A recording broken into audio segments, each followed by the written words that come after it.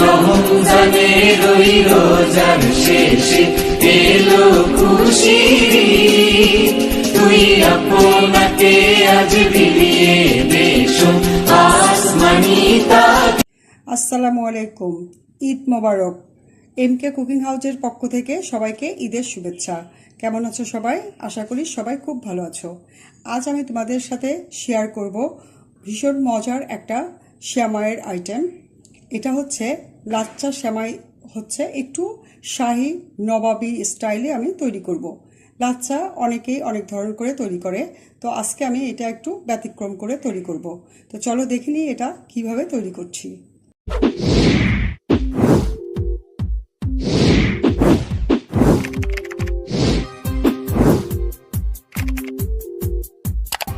নবাবি সেমাই করার জন্য এখানে আমি চুলার উপরে একটা ফ্রাই প্যান দিয়েছি, তার মধ্যে আমি কিছু ঘি নিয়ে নিচ্ছি।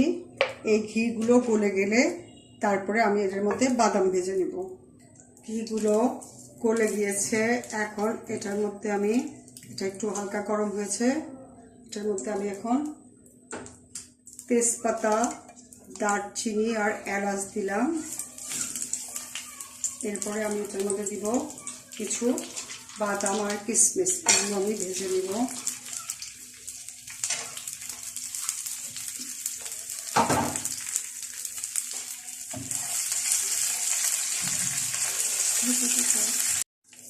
এগুলো আমার ভাজা হয়েছে মোটামুটি, আর একটু ভেজে নিব।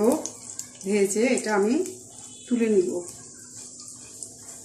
এগুলো আমার ভাজা হয়েছে, এখন এটা আমি উঠিয়ে নিব। এটা আমি উঠিয়ে নিচ্ছি। এই মশলাগুলো সহই আমি উঠাবো। মশলার সেন্টটা ঘিয়ের মধ্যে চলে গিয়েছে। এটার মধ্যে আমি এখন এগুলো উঠিয়ে সেমাইটা ভেজে নিব। সবগুলো বাদাম, পেস্তার, কিশমিশ এগুলো সবই আমি মশলা টশলা সহ উঠিয়ে নিলাম।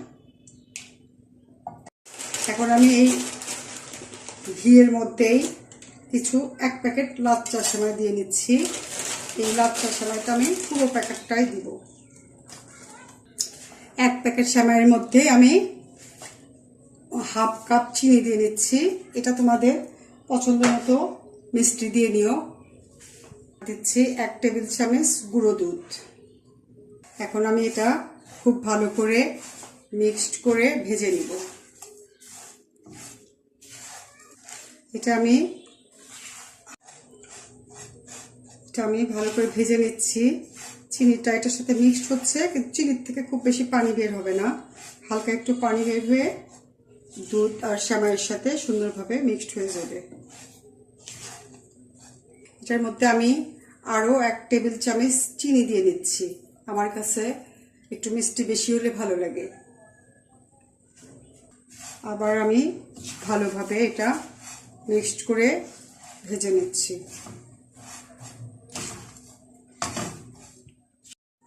সেমাইটা আমার ভাজা হয়ে গিয়েছে, এটার কালারটা কিছুটা চেঞ্জ হয়েছে। এখন আমি এটা চুলোর থেকে নামিয়ে নিব। নবাবি সেমাইটা তৈরি করার জন্য, মানে বাটিতে সেট করার জন্য, এখানে একটা আমি লম্বা ধরনের পাইরেক্সের বাটি নিয়েছি। এখন এটার ভিতরে আমি এই ভাজা সেমাইগুলো ছড়িয়ে সমান করে দিব।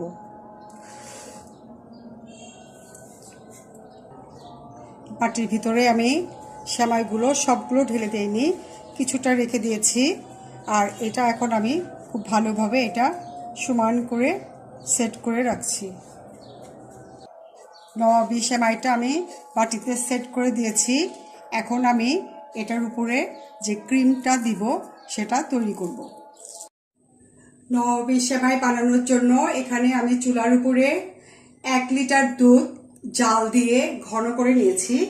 এখন এটার মধ্যে আমি দিয়ে দিব হাফ কাপ চিনি, দিয়ে দিব 1 টেবিল চামচ গুঁড়ো দুধ, আর দিয়ে দিব 1 টেবিল চামচের একটু কম কাস্টার্ড পাউডার, আর দিব 1 চিমটি লবণ। যে কোনো মিষ্টি জিনিসের মধ্যে একটু লবণ দিলে মিষ্টির ব্যালেন্সটা ভালো হয়। এখন আমি এটা ভালো করে মিক্সড করে চুলাটা জ্বালিয়ে দুধটা আরও ঘন করে নিব, একদম ক্রিমের মতো করে দিব।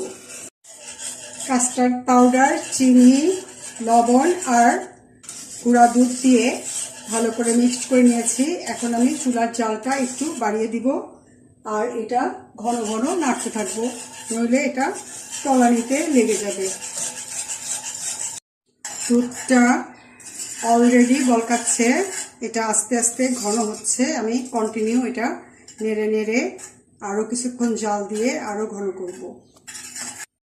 দুধটা একদম ঘন হয়েছে, আর একটু জল দিয়ে আমি এই দুধের চুলাটা বন্ধ করে দিব।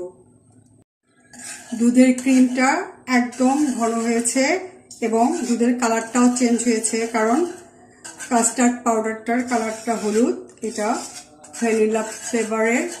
তো এখন এটা আমার হয়ে গেছে। এখন আমি এটা চুলার থেকে নামিয়ে গরম গরম সেমাইয়ের উপরে ঢেলে দিব। এখন আমি নবাবী সেমাইয়ের ক্রিমটা এই সেমাইয়ের উপর দিয়ে ঢেলে দিব। এটা গরম অবস্থাতেই দিচ্ছি।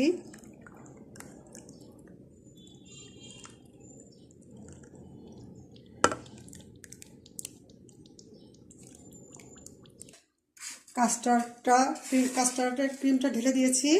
এখন এটার উপরে বাকি সেমাইগুলো আবার দিয়ে দিব, যেন কাস্টার্ডটা আর দেখা না যায়। এটার উপর দিয়ে পুরাটাই আমি দিয়ে দিব। নবাবী সেমাইয়ের কাস্টার্ডের উপর দিয়ে আমার বাকি সেমাইগুলো দিয়ে কোট করা হয়েছে। এখন এটার উপরে আমি ভাজা বাদাম কিশমিশগুলো ছড়িয়ে দিব।